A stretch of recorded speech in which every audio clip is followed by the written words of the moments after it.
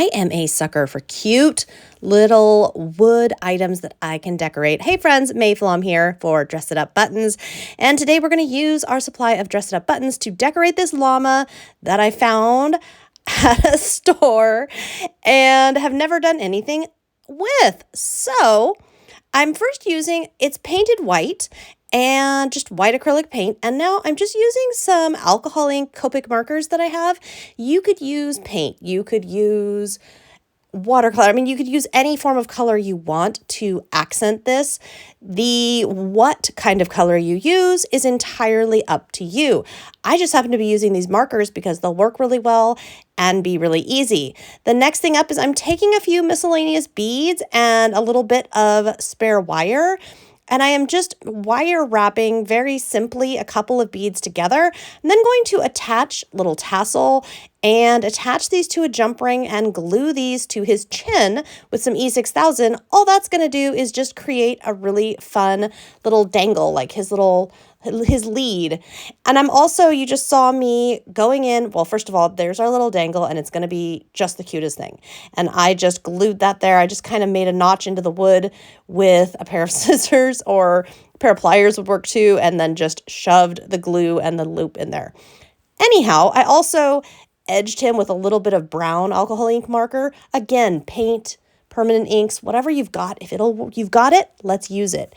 But right now we're at the star of the show, and that is these Dress It Up buttons. These little micro buttons are so versatile, and I use them in so many different ways. I've got a heart on his saddle pad, and I've also got just lining with the greens and the pinks and the purples to match that color that I created.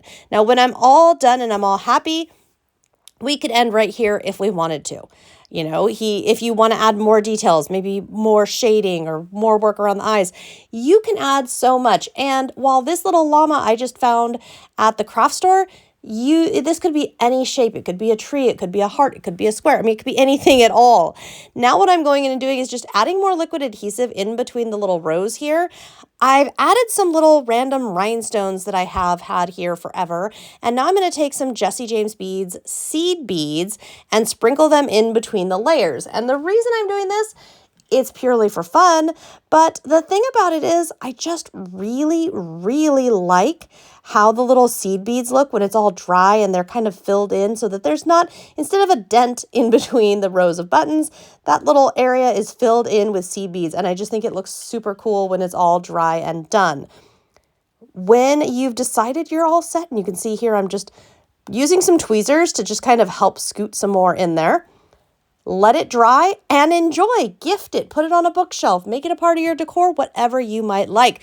If you are decorating some wood items, we would love to see what you are making. Please be sure and tag Dress It Up Buttons. We always love seeing what you're creating. And I hope I've inspired you today to try something quick and easy and get those raw materials out and turn them into something special. Craft them into something you'll love. We'll see you next time.